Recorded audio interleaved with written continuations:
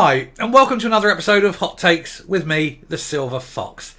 Now that he has been completely ensconced as the leader of the SNP, and at time of recording, not quite yet the First Minister of Scotland, although it's very likely to be the case by the time you're actually watching this, it seems that Humza Yousaf is now sort of at the peak of his career. He will be the last leader of the SNP government for some time, because I think come the next election they'll not be forming the next government. I believe it'll be a coalition, but led predominantly, I think, by Labour. The SNP may well be in a coalition with them, but it won't be an SNP government. There'll be far too much influence from other parties.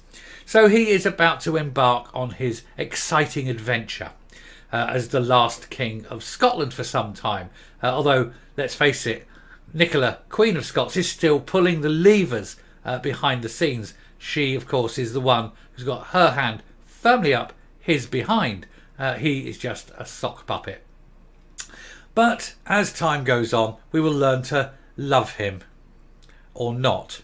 So I'm going to play a video now because he does have a few issues that need to be aired and re-highlighted. One of the issues he has, of course, is his blatant disregard and dislike for not just white people, but obviously the white country in which he lives. So let me play this video just to give a bit of context from where he's coming from, just so you understand the measure of the man. It's not something I think he would enjoy, but if he wants to keep raising these issues, then I think it's time he paid the price. So sit back and enjoy this. If you haven't yet subscribed to the channel, now's an excellent time to do so. We will be nailing this man to the mast, hopefully every day, certainly every time he makes a speech, announces a new policy, anything like that. We will not be letting this man or any of the other members of the SNP team at any point off the hook. And not just them. I mean, Scottish Cons, Scott Lab, the Lib Dems, the Greens, any of them that utter anything stupid, we will be nailing them. But this one's down to Humza on his big special day. Let's go. Presiding Officer, this is the part where we should all begin to feel uncomfortable, because we have to accept the reality and the evidence in front of us that Scotland has a problem of structural racism. As people have mentioned, take this Parliament as an example. Over 300 MSPs have come and gone out of this Parliament, our nation's Parliament, and in 20 years, not a single black member of the Scottish Parliament. Our shame. Not a single female woman of colour, to our shame. And the only 4 ethnic minority MSPs have all been Scots Asian males. And take Anas and I, we're hardly even diverse between us. Both male, both born and raised in Glasgow's South Side, both in our mid-30s, both went to the same private school, both middle class. Our fathers even come from the same region in Pakistan. His father happens to be the governor of that region. My dad didn't quite get there. The Conservatives, the Greens, the Liberal Democrats, they've never had a single person of colour make up their ranks in 20 years of devolution. I don't say that to point the finger. I say that because you know we have to make change.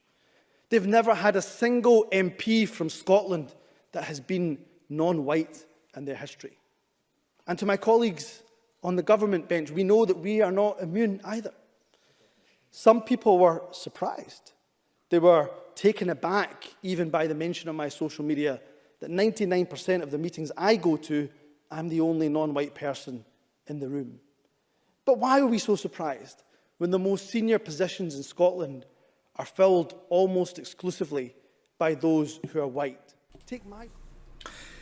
I think one of the reasons why there's so many white people in positions of power and authority, so many people in positions of authority, if you will, so many MPs, so many MSPs that are white in Scotland, is very little to do with racism and probably everything to do with population. Scotland is 2% non-white.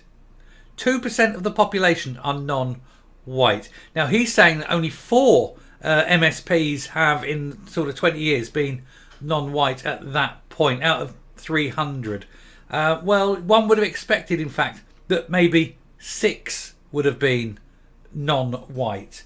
And the fact that 4 of them have been Asian is entirely in keeping with the structural makeup of the population of Scotland. So he does obviously have an issue with being a non-white person in a very white country. It must grate him that he is one of the very few that are sort of non-white in Scotland. Maybe he doesn't like living in a white country. He certainly keeps playing that card. We all know about him attempting to get his daughter into a nursery and saying, oh, no, this is simply because of our background, our cultural background and things. And until it was pointed out to him that the nursery was, in fact, obeying the law, his law, which said that nurseries must bring in to a certain level people of ethnic backgrounds. But in actual fact, they were actually oversubscribed from people of that particular ethnic background, and to do anything else would be to the detriment of other ethnic makeup. And so he was forced to not continue the case. It was very quietly dropped after being very loudly lauded that he was doing it. It was very quietly dropped because he realised he was coming across as a bit of a dick, and nothing much has changed. However, we will look at present day makeup of the rule of politics, so we say, the makeup of politics. He's now the First Minister, a man of Southeast Asian heritage. And here's a picture of him. Boom.